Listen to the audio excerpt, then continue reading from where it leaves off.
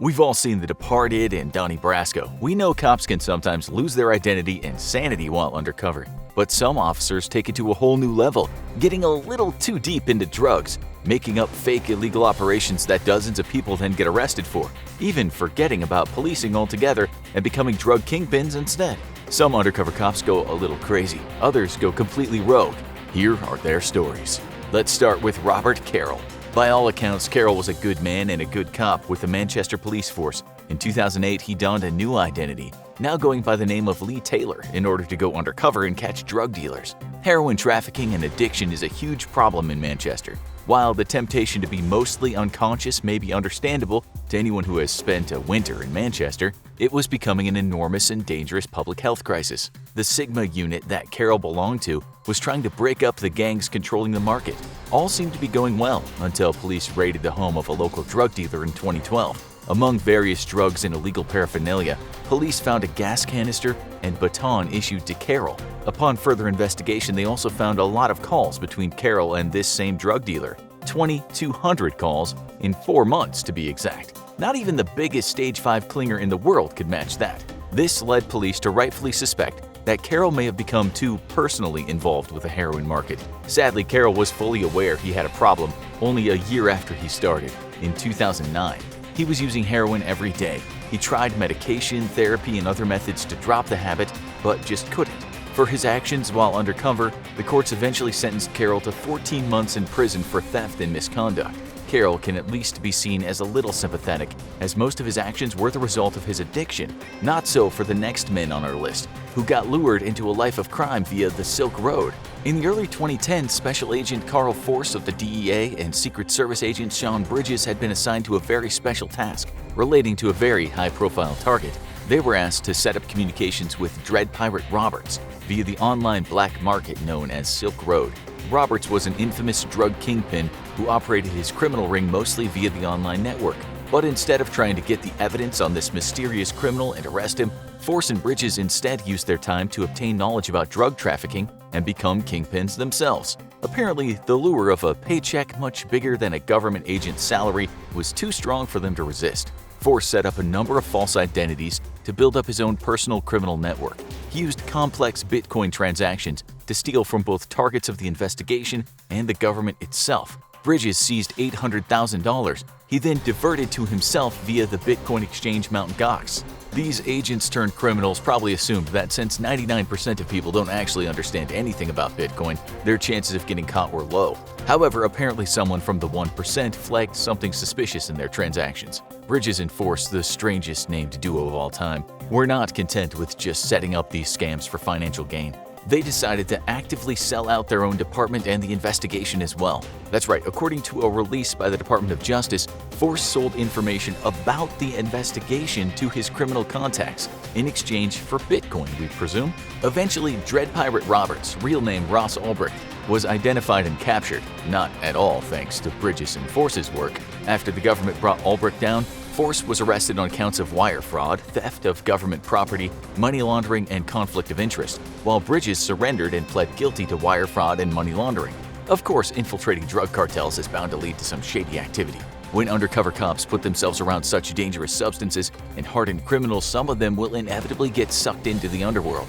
But what about seemingly tamer assignments, like infiltrating environmental groups? How much trouble could undercover cops get into surrounded by tree-hugging animal lovers? Well, as Mark Kennedy showed us, quite a lot. Mark Kennedy went undercover as an environmental activist, at first infiltrating a Nottingham environmental group. His total time undercover spanned 7 years, something that must have been incredibly hard on Kennedy's wife and child. Kennedy, however, appeared to be handling the separation better, as he enjoyed several relationships with female activists during his undercover stint. He became very serious with two of them, Kate Wilson and a woman known only as Lisa, with whom he went on holidays and, according to some accounts, promised to marry them. Sexual relations, and especially serious relationships between undercover cops and targets, are not sanctioned by the UK police, for whom Kennedy was working, though it clearly wasn't the first time, as a spokesperson for the Metropolitan Police acknowledged that long-term sexual relationships known to have been entered into by some undercover officers were wrong and should not have happened. If that weren't enough,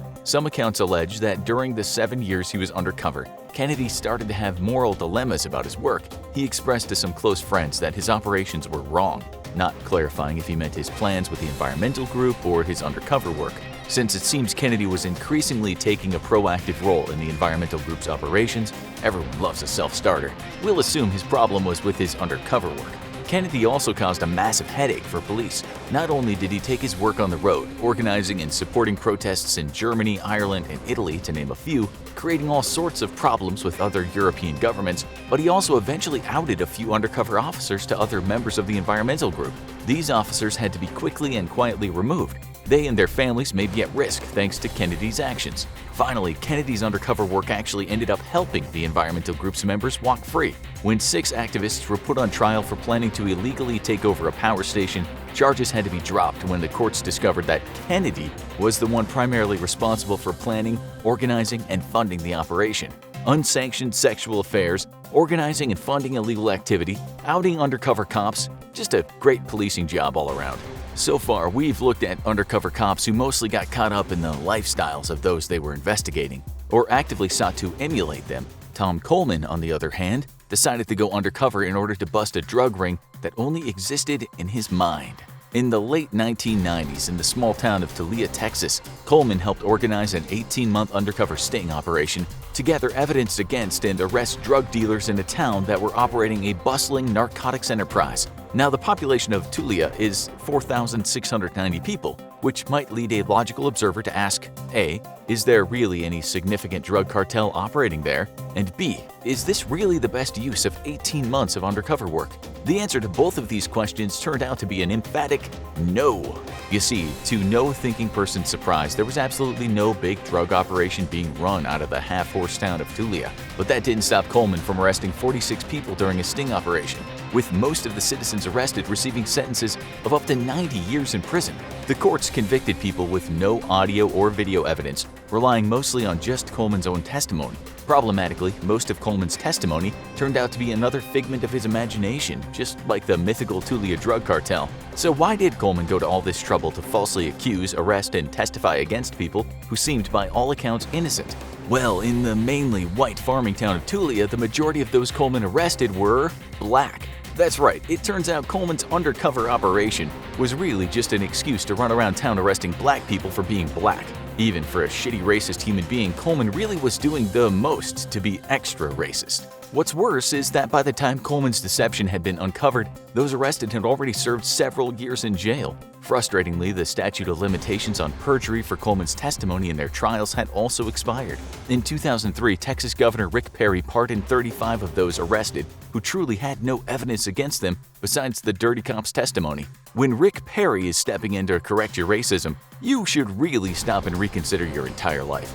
As for Coleman, though the statute of limitations had expired on his false drug ring testimony, he was caught purging himself again on the details of another investigation and sentenced to 7 years probation. Prosecutor Rod Hobson was outraged at the light sentence, stating that people went to prison because of his worthless words. He should be held accountable for that. Thankfully, it's not like white police officers being let off with a slap on the wrist after they weaponize the justice system against black people is part of a systemic problem or anything like that. Besides, finally being released from prison for crimes they never committed, Coleman's victims got a little relief in the form of a $6 million settlement from Coleman, as well as the 26 counties and 3 cities charged with overseeing the drug task force he worked for.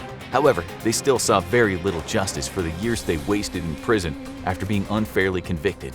This brings us to our last and perhaps one of the most egregious cases of undercover police officers gone rogue. However, this time the undercover role looked a little different. This is the story of Georgia police officer Vancito Gumbs. Gumbs, a U.S. Army vet, became a DeKalb County police officer upon returning to the United States from the Middle East. However, as time went on, his fellow officers started to be a little suspicious of his off-duty activities. In 2016, when police officers saw Gumbs doing a line of cocaine with a drug lord in the middle of a sports bar, their suspicions, let's say, intensified. What was going on? Was Gumbs just playing the part of a gangster while working undercover? Well, it turns out by this point Gumbs was more of a gangster working undercover as a police officer than the other way around. You see, Gumbs had joined the Gangster Disciples, a rough, violent street and prison gang. He became a member after meeting a Gangster Disciples enforcer named Kevin Clayton while on patrol as a cop. Not only did the officer help out the fellow mobsters by running errands such as acquiring weapons for them, Gums would actually call the chief enforcer of the gang in order to relay information on police raids and activity. While Gums was with them, evidence emerged that gangster disciples had shot 24 people, 12 of whom died. Though no evidence directly connected Gums to these crimes, his membership in and assistance to the gang still made him guilty by association. The FBI actually caught Gums red-handed on a wiretap, relaying information to the gangster disciples about an ongoing police investigation.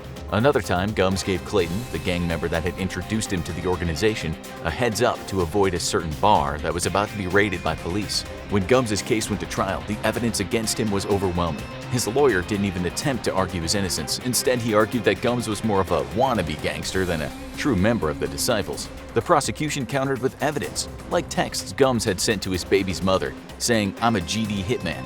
In case you don't know, boys and girls, your digital and phone communications are not secret from the government.